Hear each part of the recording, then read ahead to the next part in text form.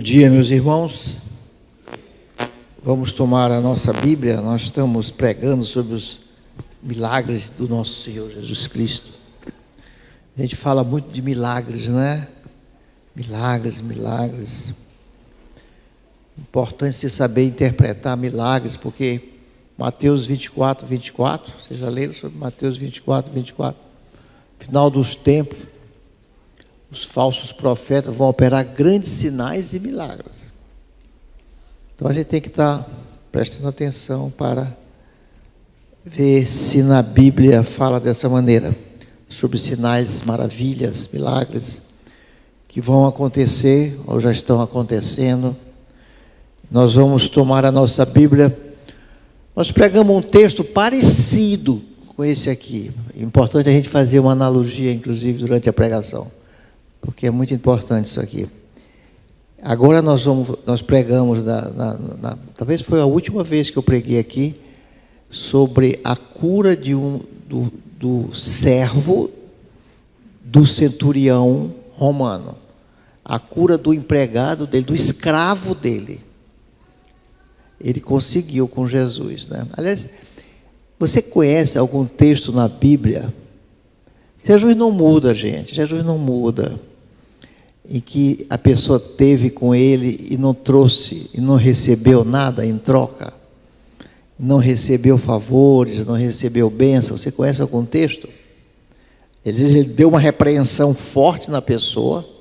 Ele deu uma repreensão. Exemplo, eu gosto muito de ler a Bíblia associando com outras passagens, te dá uma amplitude. Um exemplo aqui que Jesus foi duro com a pessoa. Foi duro, mas conseguiu. Quem aqui já pensou nisso?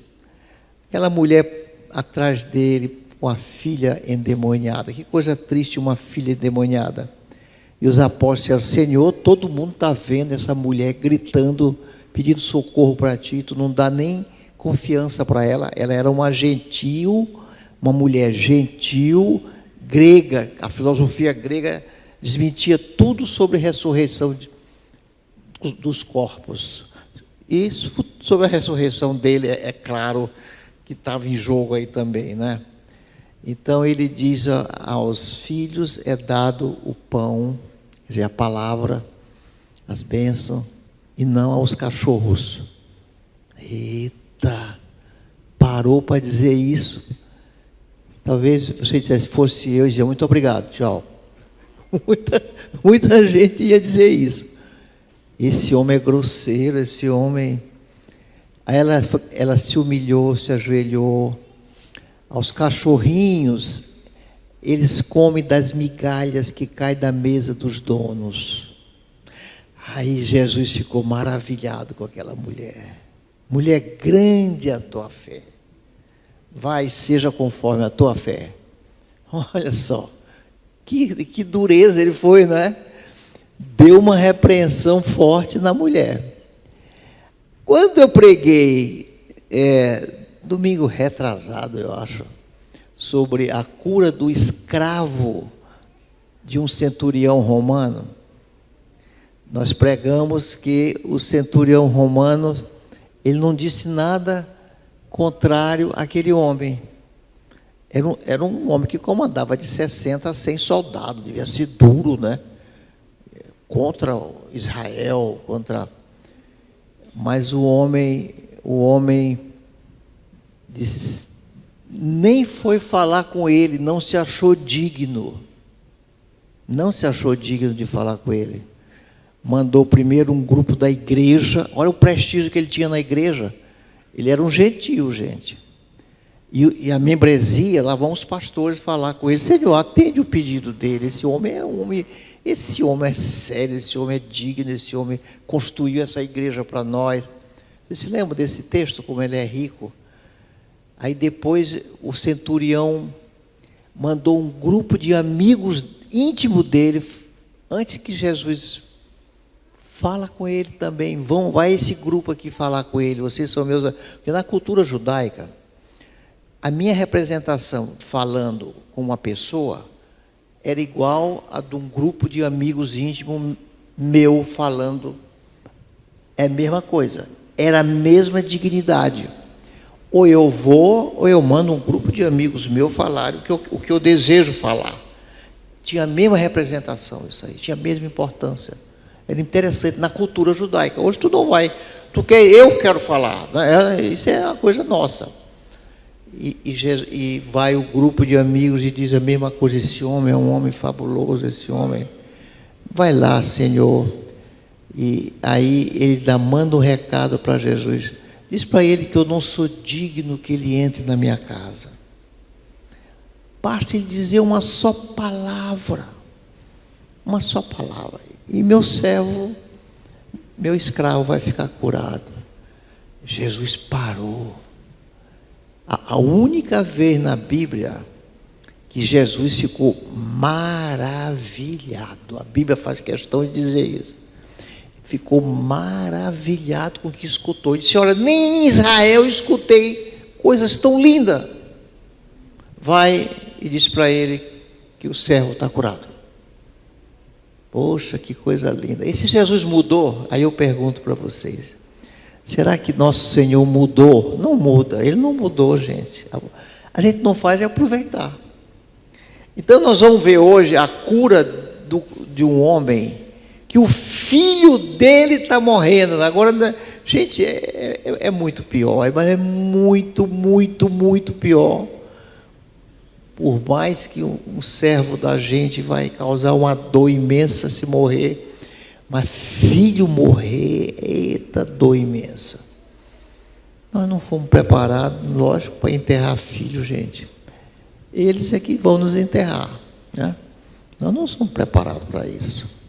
Não tem esse no mundo que é preparado para enterrar um filho. Não tem. Então nós vamos ler um texto que o filho dele está morrendo. Vamos tirar a lição desse texto. Nós tiramos já muita lição quando foi o servo do centurião que estava morrendo.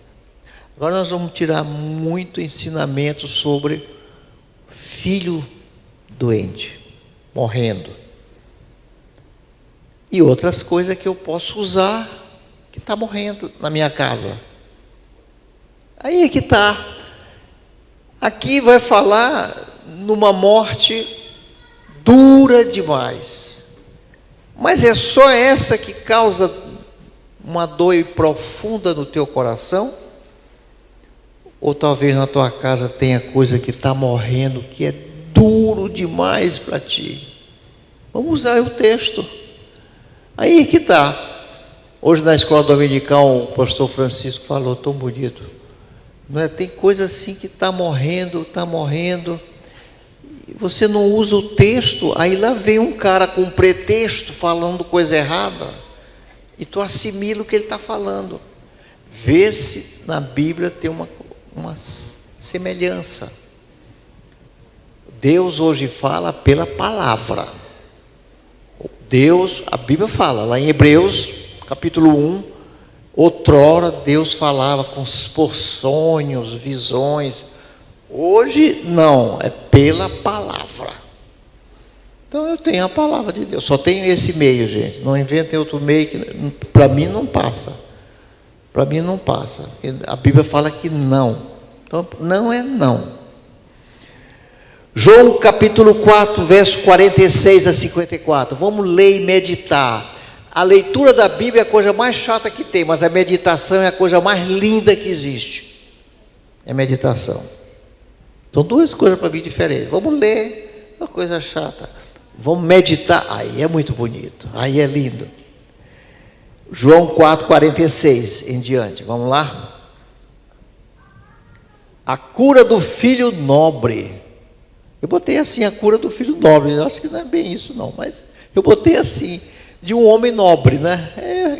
Slide, você tem que reduzir o mínimo possível de palavras para que a plateia entenda. Não é, quer ver você ser reprovado? Eu fui professor de universidade. Você quer reprovar um concurso para professor da universidade? O cara me enche de palavras num slide, ele está reprovado. Ninguém vai conseguir entender nada. Um grande meio de comunicação é um slide. e tu enche de coisa, não vai adiantar. É assim mesmo, está lindo esse slide. É assim que se faz slide. O cara pega e entende logo. Não é eu que faltou botar aí um negocinho aí. Mas aí a gente explica, quando a gente vai pregar, a gente explica. Ou quando vai dar aula, a gente explica. João 4,46. Enquanto Jesus viajava pela Galileia, Jesus foi criado naquela região. A cidade dele, qual era a cidade de Jesus? Sabe que tem muita gente que erra. Nazaré, não, ele era chamado pastor, Nazareno, não, ele foi criado lá, ele nasceu na Judéia. Eu estive nessa cidade a 10 minutos de Jerusalém. Ele nasceu naquela vila mesmo, Belém, chamado Belém. Ele nasceu em Belém, da Judéia, ali que é a cidade natal dele. Jesus foi criado para fugir de Herodes o Grande, que queria matá-lo. Você vê que não havia, Deus não faz acepção. Ele se humanizou. Por que Jesus vai se humanizar? Por que ele não fez tudo lá das nuvens, né? Era tão fácil para ele. Não é. Eu até estava vendo um filme. Eu estava vendo um filme interessante. O filme, a pessoa querendo sentir, branco de olhos azuis, querendo sentir o que um negro sente nessa vida. Como? Não dá para sentir.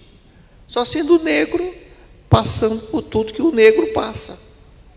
E nessa época, lá nos Estados Unidos, e em todo lugar, é uma coisa horrível, mas é uma realidade. Meu irmão, tu não vai conseguir sentir o que um negro sente, só ele. Como é que eu vou sentir o que uma mãe sente? Eu não sou mãe. Como é que eu vou sentir? Jesus podia sentir o que o ser humano sente? Não, ele humanizou, se tornou homem. Fez questão, só ver o que Afonso sente, só ver o que o pessoal sente.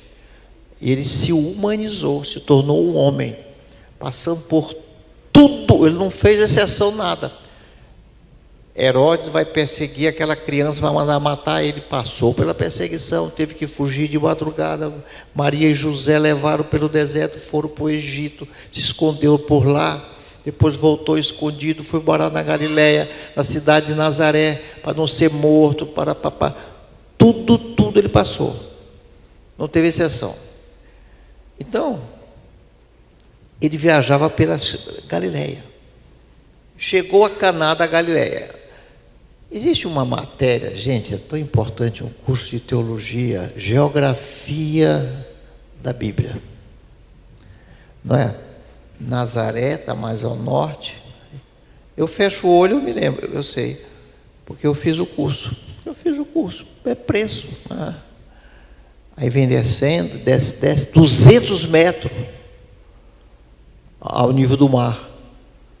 Caná da Galileia, desce um pouco mais, Cafarnaum, lá embaixo.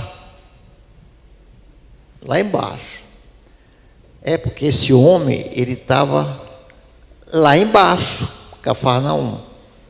Ele ia subir para ir atrás de Jesus. É importante saber dessas coisas, né? Então Jesus ficava mais em Nazaré, mas também, não é? Ele botou o QG dele em Cafarnaum. Por quê? Porque na cidade natal, e daí vem a frase, por acaso o profeta tem honra na sua cidade natal? O profeta é honrado na sua cidade? O cara nasce no Maranhão. Eu sei porque médicos, engenheiros, advogados, a gente tem honra muito grande aqui na terra. Não tem, lá fora a gente tem, mas Afonso, vem cá, para tu não aparece, a gente quer te botar em mesas redondas, participar mais do congresso. É mais honrado do que na terra da gente. E Jesus diz mais uma coisa, sabe o que é que ele diz? na sua casa. Tem muita gente que vive reclamando da sua casa. Meu irmão, a gente não tem muita honra na cara da gente. A gente escuta tanta coisa. Filho reclama, mulher reclama, funcionários reclamam. E Jesus diz: por acaso o profeta tem honra grande na sua cidade natal ou na sua casa? Todo mundo subtrai na sua casa. Então deixa os homens de estar reclamando muito, porque Jesus falou que realmente, e ele foi perseguido pela família dele, na casa dele, na cidade dele, foi perseguido. Ele foi perseguido tanto na cidade que ele nasceu. Pastor, ele está falando de qual cidade? Nazaré ou lá na Judéia? Que ele nasceu foi na Judéia. Ele nasceu foi lá em Belém. Ele não nasceu então, e lá ele foi mais perseguido ainda. Não sei te responder. Eu sei que eu te digo, olha, ele foi perseguido demais lá na Judéia. Lá ele teve que cair fora de lá. Ele nem ia lá. Ele foi na festa da Páscoa, que ninguém ia matar ninguém na festa da Páscoa. Ele esteve lá, fez milagre, caiu fora. Na cidade que ele foi criado, muita perseguição. Não é esse filho de Maria e José? Não é esse irmão de Tiago, de Simão, de José também? Ele tinha um irmão chamado José, e irmão dessas irmãs que ele teve. Não é ele? Como é que ele se apresenta como um Messias? Foi muito perseguido. Ele não fez milagre lá em Nazaré, porque lá a incredulidade era tremenda. Por quê? As pessoas às vezes não prestam atenção para a palavra, para o conteúdo. Presta atenção para o expositor, por alguns detalhes do expositor, pela apresentação do expositor, e não pelo que ele fala. Eles se prenderam muito que Jesus era filho de Maria, carpinteiro, filho de Maria, de José, irmão de Tiago e tal, e não no que Jesus falava. Então, às vezes, você não presta atenção porque está se falando, o pastor está falando, está pregando.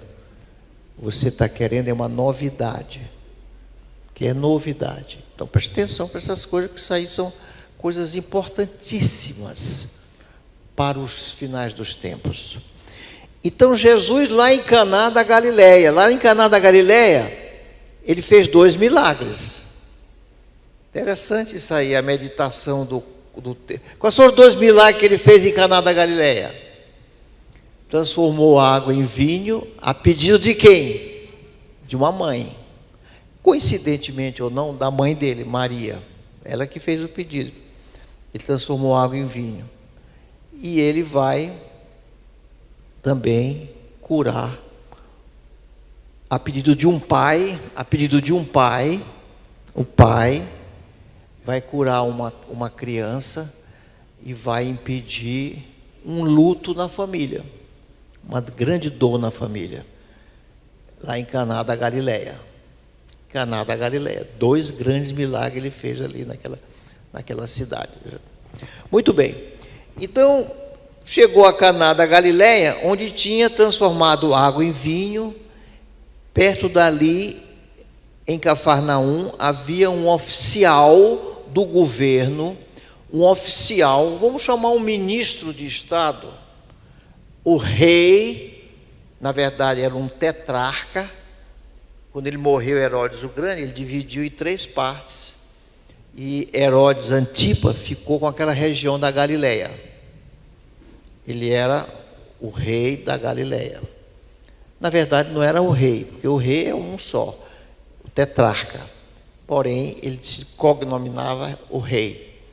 Ele era o principal homem, esse cara aqui era o principal de Herodes Antipa, que odiava Jesus. Odiava João Batista também. E Jesus chamava ele só de raposa. Era um termo muito abusivo que Jesus tratava ele. Aquela raposa. E João Batista apontava para ele: você tomou a mulher do teu irmão, que, por outro lado, ela é filha de um meio-irmão teu, então ela era cunhada e sobrinha. Ele tomou para a esposa, para ser mulher dele. Eita, adultério e incesto ao mesmo tempo. Tem esse detalhe, gente. Tem esse detalhe. Então, Heródia, o nome dela, Heródia. E a filha que vai fazer o pedido que a mãe combinou com ela, chamada Salomé. Muito bem, então, perto dali, em Cafarnaum, havia um oficial do governo, cujo filho estava muito doente. Esse homem importante, era um dos homens mais importantes, depois de Herodes Antipas, era esse cara. Era esse oficial, era um ministro, era um secretário não sei, era um oficial, um homem lá do alto escalão do governo de Herodes Antipas. Quando soube que Jesus viera da Judéia, ele soube. Gente, a gente escuta e não crê direito. Eu já vou falar por que eu vou dizer isso aqui é importante. Ele soube. É interessante, né? Ele não foi ver milagre de Jesus lá na Judéia. Ele não foi lá para Cafarnaum para ver milagres de Jesus, como os galileus fizeram. Ele soube, não é? E nem depois ele ficou lá para ver Jesus atuar, fazendo milagres e cura, que era demais, que Jesus fazia. Jesus estava se revelando como o Messias. Então ele não fazia como um ministério que não era o mais importante ministério de Jesus, curar ninguém. Não era nem de perto do que anunciar o Evangelho. Anunciar salvação, vida eterna, gente. Esse era o principal ministério do nosso Senhor Jesus Cristo. Anunciar a graça sobre graça da salvação. Anunciar que Ele ia dar vida para salvar você. Que não haveria um outro caminho a não ser por um preço, um julgamento do pecado, que o pecado foi julgado na cruz. O pecado não é perdoado, ele é julgado e condenado, e foi por Cristo, em meu lugar. Mas houve um julgamento.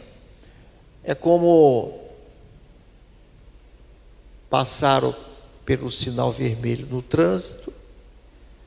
O Jean passou pelo sinal vermelho do trânsito, está multado em $1.000. Está multado. Não, está perdoado. Não houve isso não. Ele foi julgado e condenado. Eu apareço lá, pego minha carteira de dinheiro. Quanto é a multa? $1.000, está aqui. Foi pago. Não foi passado a mão, não. Foi julgado, condenado, foi pago por ele. E eu resgatei Jean das mãos, das garras de Satanás. Hoje Jean me pertence. Eu comprei o passe dele. Futebolisticamente, né? Eu comprei o passe dele. É meu. Ele é meu servo agora. Eu não vou usá-lo como servo, eu vou usar como um amigo, como um irmão, como um filho. Mas ele foi comprado pelo meu sangue, pela minha carne, pela minha vida. Eu dei minha vida por ele. O negócio é muito profundo, gente. Não é dia de falar disso aí. Muito bem, então, havia um oficial do governo cujo filho estava muito doente, estava morrendo. Ele era muito rico, já tinha gasto todos os seus recursos, assim como aquela mulher com fluxo de sangue. A Bíblia fala que ela gastou todo o seu recurso com médicos, com exames, e vivia sangrando. Até que um dia ela tocou nas vestes de Jesus, foi curado. Então esse cara esgotou os recursos dele, não é? Isso é importante eu saber, que ele foi a Cristo porque esgotou ou esgotaram todos os seus recursos para conseguir salvar seu filho. É muito forte isso aí. Isso foi gasto tudo. Muito bem. Quando soube que Jesus viera para a Galiléia, foi até eles, suplicou que fosse a Cafarnaum. Aqui você risca aí, que ele fosse a Cafarnaum. Por que ia a Cafarnaum? O centurião disse, olha, não precisa vir, diz uma só palavra. Eu dou ordem ao meu soldado, vai e ele vai. Eu digo, fica, ele fica. Ele também tem essa autoridade que Deus Pai deu para ele. Diz uma só palavra que meu servo será curado. Esse aqui não, esse aqui já veio dizer para ele, diz para ele ir comigo, onde Cafarnaum, onde meu filho está, morre ou não morre. Um pouco diferente, né? A gente fazer esse confronto, fazer associar com outras passagens. Você grava muito mais, gente. Vocês jovens vão gravar muito mais se vocês fizerem um confronto com outras passagens parecidas. Jesus exclamou, jamais crerão. Aí Jesus deu uma chamada nele, jamais crerão. Ele soube de milagres. Por que ele foi atrás de Jesus? Porque ele, olha rapaz, tem um homem aí que ele cura mesmo. Tu já gastou todos os recursos, vai lá agora e cura. Igual o leproso Naamã. Naamã também esgotou tudo. Uma criancinha disse para ele, olha, tem um homem que se tu te olhar, tu fica curado. Ele creu. Ele creu. Não tem para onde correr. Esse é o último recurso. Ele foi no último recurso, atrás do nosso Senhor Jesus Cristo. Jesus exclamou, jamais vocês crerão, a menos que vejam sinais e maravilhas. Vocês só creem quando veem sinais e maravilhas. Essa é uma fé que eu não me agrado muito dessa fé. Embora eu vá usar dessa, porque o inimigo usa demais, gente. Embora eu vá usá-la, porque eu vou ter que me revelar que eu venço tempestade, eu venço o ambiente, eu venço a enfermidade, eu transformo água em vinho, eu que criei a natureza, eu sou capaz de transformar a água em vinho, eu sou o Senhor de todas as coisas, eu tenho que me revelar. Por isso, não que o Senhor aprove, repare, ele faz sempre dá um beliscão quando ele vê a pessoa vindo atrás de sinais e maravilha. E hoje você vê demais. Igreja cheia, 80%, 70% está atrás de algo para si. De preferência, um milagre. Uma casa nova, um carro novo, um marido, mais um filho. Tirar o filho, é lícito, eu não estou dizendo que não seja lícito, mas não é o melhor meio de agradar o Senhor através de sinais e maravilhas. Dá para você meditar, você vai ver que nos textos, ele já dá uma chamada no cara aqui. O centurião, ele não foi atrás disso, não é? Ele não foi atrás desse detalhe. Jamais crerão a menos que vejam sinais e maravilhas. Você só crê se vê sinais e maravilhas. A fé de vocês é uma fé que não me agrada. Nicodemos foi até Jesus. Olha só, eu já estou associando com um fato importante. É bom a gente fazer essas associações. Senhor, ninguém pode fazer o que tu fazes. Sinais e maravilhas que eu vi lá na Páscoa em Belém. Se não vier da parte de Deus, tu vieste de Deus. Aí você já diria, ó, isso aí já aceitou Jesus como Senhor Salvador. Não, Jesus disse, não, se não nascer de novo, tu não entra no reino do Pai. Isso que tu está me dizendo, para mim não tem valor nenhum. Jesus na mesma hora foi contra a fé dele baseada em sinais e maravilha. Interessante a gente saber, não é? Aí depois vocês veem Mateus 24, 24. Esse versículo Eu também gosto muito de gravar números que são tão fáceis de gravar. Mateus 24, 24, você não esquece nunca mais. Mateus 23, 23 também é outro versículo tão importante para você gravar. É tão fácil gravar. Muito bem. O oficial não se calou. Implorou. Vai implorar. Senhor, por favor, venha antes que meu filho morra. Vem, e para onde? Jesus é aquele que só acontece as coisas se ele for, não é? É importante ele ir. Sim, não vou dizer também que não é importante ele ir. Eu diria, Jesus já está na sua casa. Engraçado que eu estava, por exemplo, eu vejo sempre uns pastores dizerem: Senhor, nos despede com a tua paz e o teu amor. O que tem de errado aí? Vocês já prestaram atenção para isso? Às vezes na cela, Senhor, nos despede agora em paz. Nos despede por quê? Onde é que o Senhor habita hoje em dia? Quem é o templo do Espírito Santo? Senhor, me despede? Não, Senhor, vamos. Eu vou lá para casa. Eu vou lá passar ainda para pegar meu filho, não sei onde. Lá vem ele comigo. Hoje nós somos templo do Espírito Santo. Não tem essa do Senhor me despedir. Ele vai comigo, ele vai contigo. Onde tu for, ele está contigo. Lá está o Senhor contigo. Hoje nós somos templo do Espírito Santo de Deus. Não peça para o Senhor te despedir, pelo amor de Deus. Eu vejo demais pastores e líderes orarem dessa maneira. Nos despede com a tua paz. Quer dizer, ele fica aqui e eu vou. Não, ele não fica aqui. Aqui é que ele não vai ficar. Ele vai com a igreja. Veja no Apocalipse, onde é que está o Senhor? Na mão, quem é que está na mão dele? As 7 igrejas. E o que ele faz? Ele caminha entre as 7 igrejas. Ele está caminhando aqui agora, nesse momento. O Senhor está caminhando.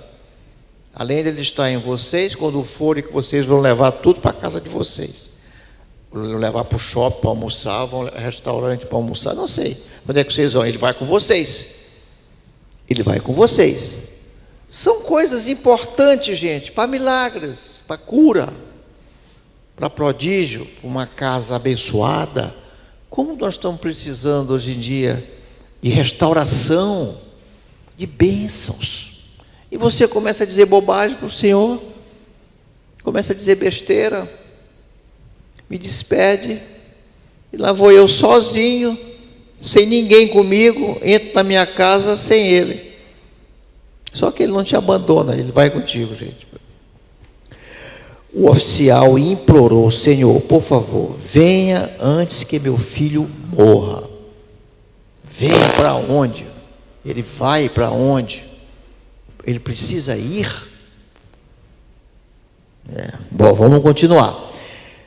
Volte, Jesus falou para ele. Disse Jesus: teu filho viverá. Esteve com ele, meu irmão. Estando com ele, o que tu tem medo? Hein? O que tu tem medo? Estar com Cristo. No Velho Testamento, o Espírito Santo vinha sobre os profetas, algumas vezes sobre os reis, algumas vezes, e voltava. Não ficava com aquele povo, não. Então tem muita coisa que tu lê no Velho Testamento estranho, mas o Espírito Santo não estava nos caras, o Espírito Santo não estava neles. A igreja, o Espírito Santo está em nós. Mas também naquele tempo o Espírito Santo não estava neles, mas o Espírito Santo estava no templo. Hoje não tem mais templo, tem uma parede que eles ficam lá orando. Não tem mais o templo, repara, porque o templo Jesus transferiu para mim, para você. Então você é o templo do Espírito Santo. Cristo vive em mim. Toda hora tu vive dizendo isso aí, não é? Cristo habita em mim. Você vive dizendo isso. Aí na hora, Senhor, nos despede. Bom, enquanto estava a caminho, o homem creu. Olha, agora veja só. Teu filho, o homem creu. Isso é importante, gente. Ele creu. Não ficou lá, não, para ver milagres, sinais, maravilhas. Ele não se preocupou com isso, não. Tem umas coisas aqui meia, mas também tem outras muito boas. O homem creu nas palavras de Jesus e partiu para a sua casa. Sabe o que acontece? Ele vai subir agora 30 metros. Aliás, ele vai descer agora de 30 metros para voltar de Caná da Galileia, para descer para Cafarnaum, 30 quilômetros. Vai descer 30 quilômetros. Aliás, 30 metros. 30 metros ou 30 quilômetros? 30 quilômetros. 30 metros, não, 30 quilômetros. Quer dizer, ele não disse, oh Senhor, e se por acaso eu descer, eu fiz o sacrifício, subi até aqui, e agora será que eu não vou conseguir? Chegando lá, não, ele creu. Enquanto estava a caminho, olha só, enquanto ele estava a caminho, alguns de seus servos vieram ao seu encontro. Alguns dos seus servos vieram ao seu encontro. Olha como ele era um homem rico, tinha escravos à disposição dele. Com a notícia de que seu filho estava vivo e muito bem. Olha só, o milagre aconteceu, gente. O milagre aconteceu, a restauração aconteceu, o teu lar. Traga isso para teu lar, traga esse milagre, não somente para a doença na família, traga ele também para um casamento doente, um casamento que já acabou, sei lá, um filho drogado, que coisa terrível, um problema sério familiar, um problema financeiro, econômico, um problema conjugal. Aqui tu queres levar esse milagre. Aonde tu quer levar esse milagre? Ao teu vestibular? Estuda um pouco também, viu? Não fica só nessa aí também, que Deus também não é injusto, né? Tem que ver também. Deus também não é injusto, né? Não estuda nadinha.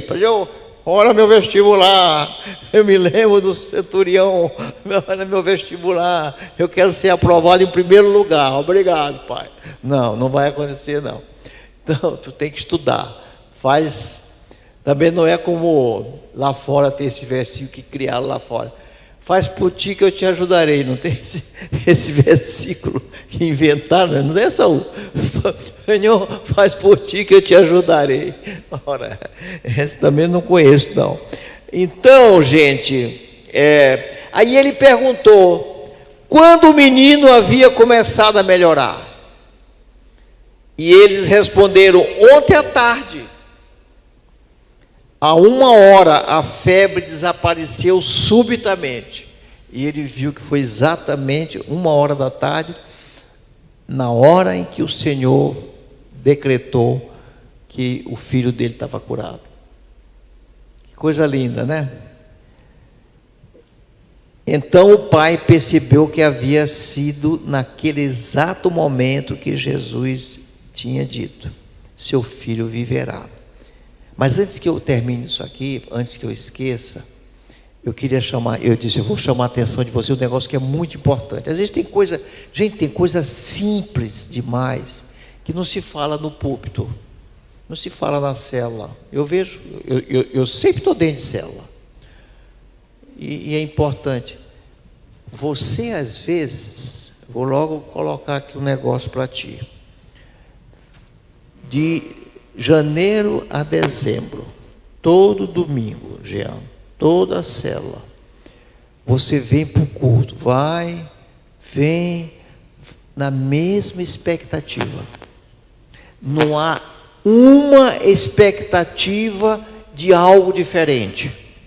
Chegou aqui, liga um botão automático, liga um botão, fica aqui, vai para a célula, liga o botão automático, não há mínima expectativa de vir para cá para ser abençoado, restaurado. É sempre uma coisa mecânica. Qual é a expectativa tua de vir ao culto? Pastor, eu tenho minha religião. Pode ver, se você for analisar, pastor, eu sou acostumado, meu pai me acostumou a que eu tenho que ir domingo para a igreja, todo domingo eu não posso faltar. Não tem expectativa nenhuma. Pastor, tradição da minha família. Pastor, eu sou crente. Meus pais são evangélicos. Não há mínima expectativa de algo maravilhoso, abençoador, algo que vai mudar totalmente tua vida. Não há nada. Não tem quem aguente vir para culto. O cara vem na raça mesmo. Não tem expectativa, não tem algo assim que extasiante para ti. Para com isso. Não bota esse botão automático para funcionar. Venha sempre com expectativas de cura, de bênção, de milagre, não é? De restauração, de sucesso. Traga isso para Deus, gente. Está aqui, o cara trouxe, um oficial de um rei péssimo, de um cara ruim, que depois Jesus vai ter um contato com ele, ele fica soltando pilhera para Jesus, esse rei, esse tetrarca. Quando Pôncio Pilato envia ele para o rei, ele é da Galileia, manda ele passar lá por Herodes Antipas. Herodes Antipas fica, faz o milagre aí, seu abestado, cadê o milagre? Pois é, o Senhor não vê assim, gente. Qual é a tua razão de estar aqui no culto? Tradição de família? Analisa bem isso. Veja qual é a tua expectativa. Não venha somente por ter que vir, é obrigação, eu tenho obrigação de estar lá, meu pai está lá, minha mãe está lá, minha família, sou eu que não vou estar. Que expectativa é essa? Gente, até onde vai essa tua fé? Isso não agrada a Deus, gente, isso não agrada a Deus. Então o pai percebeu que havia sido naquele momento que Jesus tinha dito, seu filho viverá. E o oficial e todos da sua casa creram em Jesus. Olha só. E todos da casa dele creram em Jesus. A promessa, eu e minha casa serviremos ao Senhor. Aceita o evangelho e será salvo tu e tua casa. Uma cura física vai se transformar num milagre espetacular para toda a família. Uma vida eterna para todos da família. Que coisa, hein, gente? Que maravilha. Esse foi o segundo sinal que ele recebeu. Vamos agora tirar conclusões importantes para nosso dia a dia. Vamos agora tirar conclusões importantes. Primeiro, posição financeira, econômica aqui na terra, posição social, não te livra, não te blinda de consequências danosas em várias áreas da tua vida. Você pode ser rico como for, importante como for, famoso como é. Agora na epidemia do Covid ficou demonstrado isso. O homem mais rico do Brasil, talvez do mundo, um dos homens mais ricos do mundo, dono do Banco Safra, morreu de Covid. Então, posição social, reputação, dinheiro, não é? Muitos amigos, bajuladores, não impede você de consequências familiares tremendas, sanidade física, sanidade mental, de tragédias, tempestades da vida. Sem Jesus, a gente precisa entender que a importância está nele, te agarra nele. Segundo, a idade, gente, a idade. Quantos jovens morreram de Covid? Quantas crianças? Eu estou pegando Covid, né? Mas quantos jovens estão viciados em drogas?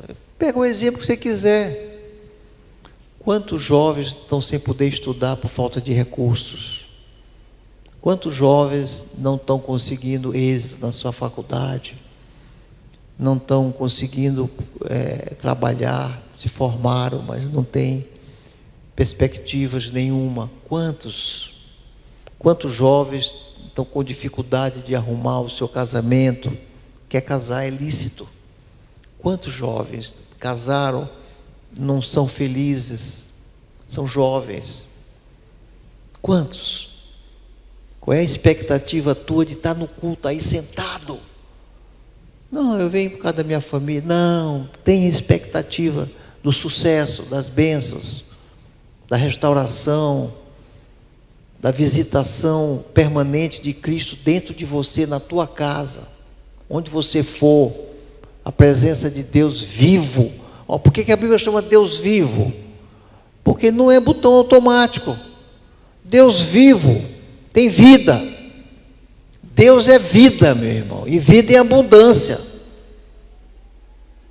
Terceiro, as aflições. Aquele homem, ele ia procurar Jesus sem aflição? Nunca. Aquela família ia se salvar, ia ter experiência com Cristo. Quando, se não fosse uma dura aflição? É por acaso aflição algo assim que às vezes você... Não, às vezes é benefício para ti, que Deus manda para te resgatar. Aflição, sofrimento, penalidades, tempestades. Você vai ter uma experiência com Cristo. Às vezes, gente, aquele que Spurgeon diz, as árvores que mais sofrem as tempestades da natureza são as mais altas. Quanto mais alto às vezes você é, socialmente falando, mais angústia no coração tu tens.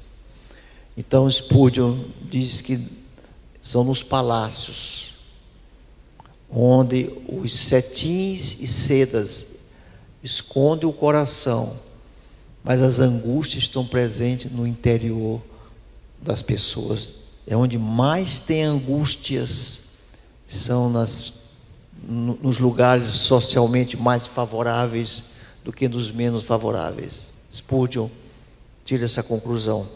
Então, as tempestades atingem as árvores mais elevadas que tem. Então, os benefícios que as aflições nos causam, às vezes vai ser a via, o caminho para Jesus, para chegar até Jesus. Não se desespere. Tenha expectativa do sucesso, do milagre, da cura, da restauração, da bênção, da presença dele hoje na tua casa, na tua vida, dentro de ti. Tenha essa expectativa, viva essa expectativa. Viva. Não tem um Jesus morto dentro de ti. Morto ele não está sendo usado. No barco, aquela tempestade tremenda, ele estava dormindo no barco. E os apóstolos querendo tirar a água de dentro do barco, até que não aguentaram mais, e disseram: Senhor, tu não vê, tu não te incomodas, o barco está indo a fundo, está indo lá para o fundo, tu não te incomodas. E ele acalma a tempestade, de maneira tão... te repreendeu a tempestade. Cada passagem tem uma nuance. Então o sofrimento trouxe ele até Jesus. Então é muito interessante, gente, essa experiência que você vai ter com dor, com sofrimento, com problemas, com tragédias, que vai te dar experiência com Cristo. Agora eu tenho experiência que eu vou tratar desse problema em outras pessoas. Eu vou, através do meu problema que eu passei, hoje eu tenho experiência, mais do que o pastor Afonso, que nunca passou por esse evento, para ajudar meu próximo. E é mesmo. Mas vou ajudar meu líder a resolver esses problemas, porque eu tenho experiência com esses problemas. Eu tenho vivência com esses problemas. Eu sei o que é desajuste conjugal. Pastor Afonso, tu sabe. Eu não sei mesmo. Eu sei, eu não sei. Você sabe. Já passou por isso. Você sabe o que é sofrimento racial. Você sabe o que é sofrimento de doença. Você sabe o que é sofrimento financeiro. Muita gente aqui não sabe. Nem vai saber nunca. Mas alguém sabe. E alguém vai ser útil para Jesus. Depois, persistência. Ele teve persistência com Jesus. Senhor, suplicou, rogou. Vamos lá. Esteja lá comigo. Não deixa que meu filho morra. Persistência, perseverança. Jesus chama muita atenção. Olha, o juiz iníquo só deu a causa ganha para a viúva pela persistência dela. Ele deu causa ganho para ela, pela perseverança dela. Senão ela não levava. Quanto mais o pai que é bom, Jesus ensina para a gente isso aí. Depois, se humilhar para Jesus.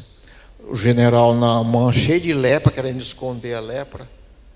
E Eliseu disse assim, diz para ele dar 7 mergulhos no rio. Para ele mergulhar naquele rio, ele tinha que tirar as armaduras todas, por causa do peso da armadura. E aí expor sua lepra. Sabe onde é que ele devia estar? No leprosário. Ele não podia ser general das forças armadas da Síria. Eliseu disse, ele vai ter que se humilhar e mostrar a lepra no corpo dele toda, arrogante. E ele teve que tirar a armadura e ficou visível a lepra no corpo dele, disseminada. Agora dá 7 mergulhos. E ele ficou curado. Se humilhou. A mulher cananeia, Ciro Fenícia, se humilhou. Você tem se humilhado diante de Cristo?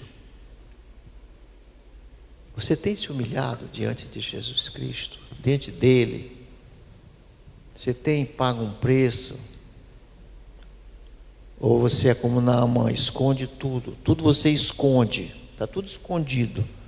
Cheio de lepra dentro de ti, escondido. Chega aqui na igreja é uma pessoa, em casa é outra. No trabalho é outra pessoa, na rua é outra pessoa, quando viaja é outra pessoa.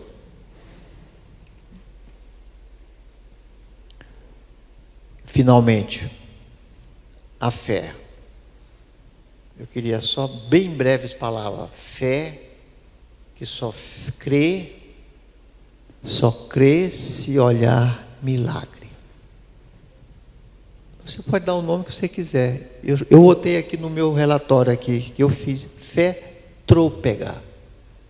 Uma fé trôpega, só crê se vê milagre.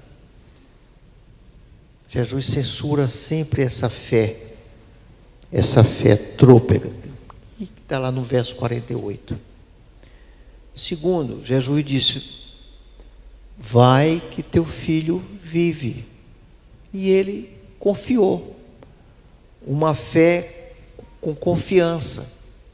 Ele não tinha visto o resultado. Uma fé confiante. É a fé que tu tem que vir para teu culto. Tudo bem, confiante. E não trôpega. E não sem nem pensar em nada. Fé confiante. Ele creu e obedeceu e foi e voltou para sua casa. Desceu mais 30 quilômetros. Fé confirmada. Quando ele vinha se aproximando, os seus servos anunciaram ele que o seu filho vive. Fé confiante agora. fé confiante. E aí vem a fé mais importante que para vocês aqui, para mim que eu penso, para vocês é essa fé aqui, é a fé contagiante. Na casa dele ninguém se converte, na casa dele ninguém quer saber de Jesus. Eu e minha casa serviremos ao Senhor. Cadê? Eu fiquei tão feliz. Eu estava, antes de minha mulher viajar, eu estou aqui no YouTube, aí minha mulher me mostrando, olha a Raíssa participando do coral nos Estados Unidos. Ela não está em casa, está lá no coral da igreja dela. Aí depois que disse, tu vai ficar mais feliz ainda. Eu digo, olha, nós estamos plantando, fé contagiante, nós estamos contagiando nossos filhos. Quando eu vejo minha filha aqui, meu genro, nós estamos contagiando. Aí depois, quando eu vejo assim, um grupo de dançarina, Manuela, eu olhei e digo, menina, minha neta, dançando lá, igual rapaz, eu digo, olha só, não estão sentados, não, eles não estão assim não. Então, não é mérito, gente, mas de qualquer jeito é uma fé que a gente está sabendo plantar. Estamos influenciando, estamos pregando, estamos confiando, estamos orando. E Deus está fazendo a obra, Ele está vivo dentro de vocês. Para contagiar os filhos de vocês, eles vão mudar de vida, gente, vão mudar de vida. Então, gente, vivam em paz, que é uma coisa mais... Deus ama família. Deus ama família. Nós vamos cantar uma música agora, não é? Menos eu. Nós vamos cantar em Saúl também não, viu? Nós vamos cantar uma música e para esse Deus estar sempre conosco, nos abençoando nossa casa, nossa família. Amém.